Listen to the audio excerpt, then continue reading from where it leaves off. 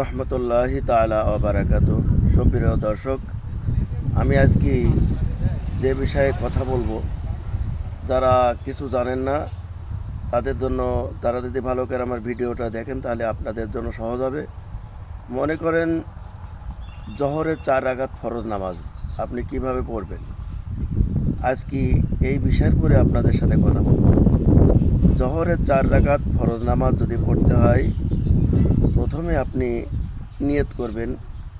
এটা আরবিতে করলেও হয়, আরবিতে মুস্তাহাব, আর বাংলা মনে মনে বাংলায় নিয়ত করবেন। আপনি জোহরে 4 রাকাত ফরজ নামাজ পড়ছেন কিবলামুখী, এটা হলো মনে মনে নিয়ত করে, এই নিয়তটাই হলো ফরজ।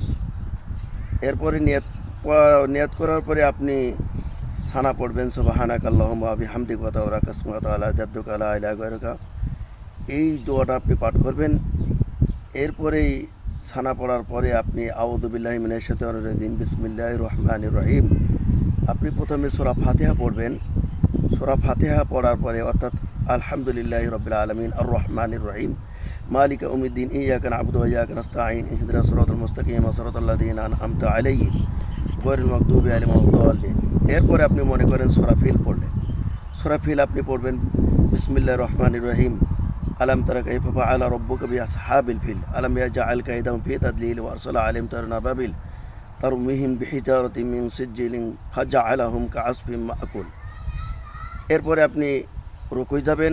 রুকুই দিয়ে তাসবিহ আছে সুবহান রাব্বিয়াল আযীম, সুবহান রাব্বিয়াল আযীম, সুবহান রাব্বিয়াল আযীম 3 বার পাঠ করবেন। এরপরে সামি আল্লাহু লিমান হামিদা রব্বানা লাকাল হামদ বলে আপনি আবার সেজদায় যাবেন। সেজদায় দোয়া আছে হলো সুবহান রাব্বিয়াল আ'লা, সুবহান রাব্বিয়াল আ'লা, এটা পাঠ করবেন। এরপরে 1 রাকাত শেষ হয়ে গেল, অনুরূপ ওইভাবেই দ্বিতীয় রাকাতে আবার সূরা ফাতিহা পাঠ করবেন। সূরা ফাতিহা পাঠ করার পরেই আপনি মনে করেন সূরা কুরাইশ পড়লেন। সূরা কুরাইশ পড়লে আপনার ওইভাবে সূরা কুরাইশ শেষ করে এরপরে আবার আপনি রুকুই যাবেন। রুকুতে যে তাসবিহ আছে আমি আপনাদেরকে বললাম, পূর্বের ওই তাসবিহ পড়বেন। এরপরে সামি আল্লাহু লিমান হামিদা রব্বানা লাকাল হামদ বলে আবার আপনি সেজদায় যাবেন। সেজদায় যে তাসবিহ আছে, পূর্বে যে তাসবিহ আপনাদের সেজদার মাঝে বলেছি, ওই তাসবিহ পাঠ করবেন। তাহলে আপনার 2 রাকাত নামাজ হয়ে গেল। 2 রাকাত নামাজে আত্তাহিয়াত পাঠ করবেন। আত্তাহিয়াত পাঠ করে আপনি তারপরে উঠে পড়বেন। তাহলে 2 রাকাত নামাজ হয়ে গেল। এরপরে আপনি কি করবেন, আপনি তৃতীয় রাকাতে সূরা ফাতিহা পাঠ করবেন। বিসমিল্লাহ বলে সূরা ফাতিহা পাঠ করে আপনি রুকুই যাবেন। শেষের যে 2 রাকাত নামাজ সূরা মেলানো লাগবে না।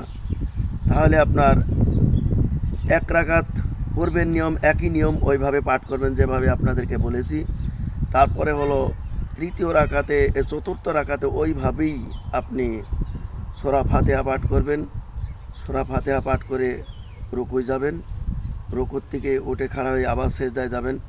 একই নিয়ম, সেজদা হয়ে গেল, আবার আত্তাহিয়াত, তারপরে দরুদ শরীফ, দোয়া মাসুরা পাঠ করে আপনি সালাম ফেরাবেন।